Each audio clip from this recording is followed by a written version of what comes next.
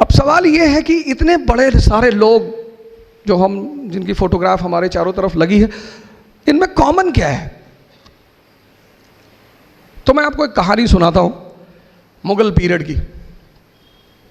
अकबर के दरबार में पंडित महेश दास, जो बाद में बीरबल के नाम से बड़े फेमस हुए। अब इस कहानी में, ये कहानी जो मैं आपसे कहने जा रहा हूं, ये भारत की एक संस्कृति है। हमने फिलॉसफी को कभी फिलॉसफी की तरह नहीं लिखा। ये हमारी बहुत बड़ी खासियत है भारत की। हमने फिलॉसफी को, जिसको आप दर्शन कहते हो, हमने उसे कहानी के रूप में लिखा। क्यों? क्योंकि कहानी सबसे सरल माध्यम है किसी भी मैसेज को समझने का। हर कहानी में एक मैसेज है। आप मूवी देखते हो मुन्ना भाई MBBS, supreme court of India ने उस मूवी से इतने सारे मैसेज लिए। पहला मैसेज, उस मूवी के पहले अगर किसी व्यक्ति का एक्सीडेंट होता था तो लोग हॉस्पिटल ले जाने से डरते थे। पुलिस सवाल करेगी, मेरा परिवार फंसेगा, मैं क्यों ले जाऊं। लेकिन उस मूवी से सुप्रीम कोर्ट ने यह मैसेज लिया कि नहीं, जब भी कोई घायल आदमी हॉस्पिटल जाता है तो हॉस्पिटल उसे पहले एडमिट करेगा और जो व्यक्ति लेकर जाएगा उससे कोई सवाल जवाब नहीं किया जाएगा। पढ़ना जो है ना, पढ़ना एक अधूरा शब्द है। पढ़ने के साथ है समझना। अब किताबें कैसे लिखी हैं? आप सब एक किताब पढ़ते हो, लेकिन एक आदमी कुछ ज्यादा समझता है, एक आदमी कुछ कम समझता है। उसके पीछे वजह क्या है? पहली इंपॉर्टेंट बात, आप में से बहुत सारे लोग कहेंगे साहब हम बहुत पढ़ते हैं, हमको रिजल्ट नहीं मिलता। साहब मैं मानता हूं नहीं मिलता हो। किताबें जो हैं वो सीधी लाइन में लिखी गई, ऐसे सारी किताबें, बाइबल, गीता, कुरान, सारी ऐसे सीधी लाइन में। अब मालिक ने क्या कहा हमसे कि किताबें तो लिखी हैं सीधी लाइन में, अगर तुम्हारे में समझ है तो इन लाइनों को जोड़ो।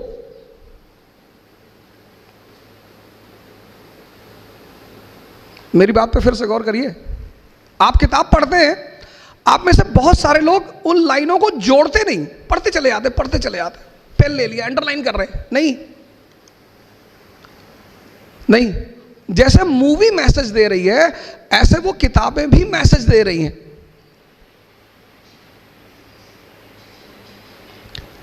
अब जब आप लाइनों को जोड़ोगे, अब लाइनें सीधी लाइन में हैं, अब आप लाइनों को जोड़ोगे, उन जोड़ने के लिए रुकना पड़ेगा। You have to stop. इसलिए हमने कहा अध्ययन मनन, पढ़ो और सोचो। तो जैसे आपने वो लाइन जोड़ोगे तो फिर आपको दोनों लाइन के बीच का संबंध समझ में आएगा। तो मैं अपनी कहानी पर आता हूं और इस कहानी की मैसेज को देखिए कि कहानी आपसे कहना क्या चाहती है। किसी भी चीज को सिर्फ किताब पढ़ने से कोई राजा नहीं बनता। दुनिया में एग्जीक्यूटिव का एग्जाम होता है, सैफिन साहब आपके सामने। जुडिशरी का एग्जाम होता है। पूरी दुनिया में कहीं भी लेजिस्लेचर के लिए कोई एग्जाम नहीं होता। मेंबर ऑफ पार्लियामेंट बनने के लिए किसी परीक्षा को देने की जरूरत नहीं है। मेंबर ऑफ लेजिस्लेटिव असेंबली बनने के लिए किसी एग्जाम को देने की जरूरत नहीं है। क्यों? क्योंकि जो राजशाही है, किंगशिप, वो समझदारी पे डिपेंड करती है, आपकी अंडरस्टैंडिंग। अकबर, अब जो भी दिल्ली में बैठेगा उसको गुजरात जाना है। सैफिन साहब गुजरात से हैं हमारे, और गुजरात कनेक्ट करता है हिंदुस्तान को कहां से? सेंट्रल एशिया से, ईरान से। गुजरात हमको कनेक्ट करता है कहां से? वेस्ट एशिया से, सऊदी अरेबिया से। सऊदी अरेबिया का पुराना नाम है हिजाज। तो दिल्ली के आदमी को गुजरात जाना है। अब जाएगा किधर से? राजस्थान हो गए। राजस्थान क्या है? डेजर्ट। और मनुष्य की जो प्रवृत्ति है, नेचर, वो उसकी ज्योग्राफी से इन्फ्लुएंस होती है। जैसे यूपी बिहार का आदमी थोड़ा सा दिमाग से बहुत तेज होगा, काम कम करेगा, फर्टाइल जमीन है, बड़े तोहफे दिए मालिक ने, काम करना ही नहीं। लेकिन राजस्थान का आदमी से 10 किलोमीटर से पानी लेकर आना है, फिजिकली बड़ा स्ट्रांग होगा वो। तो जब फिजिकली स्ट्रांग होगा तो कॉन्फिडेंस होगा। अब आपकी हाइट 6 फीट है और आपका वेट है 200 केजी, और आप रेलवे का टिकट खरीदने गए, स्टेशन पे लाइन लगी है, मेरे जैसे 4-4 फीट के लोग खड़े हैं 20-20 केजी के। अब आप सबसे आगे जाके खड़े हो गए क्योंकि आपकी हाइट तो 6.5 फीट और वेट 200 केजी।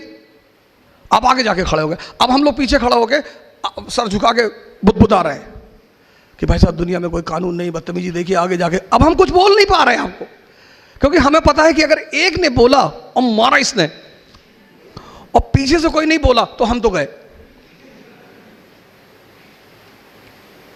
राजस्थान जो है ना, अफगानिस्तान, पठार अफगानी बॉर्न वॉरियर, अमेरिका ने सर झुका दिया तालिबान के सामने। अभी की घटना आपने 6-7 दिन पहले न्यूज़पेपर में पढ़ा होगा।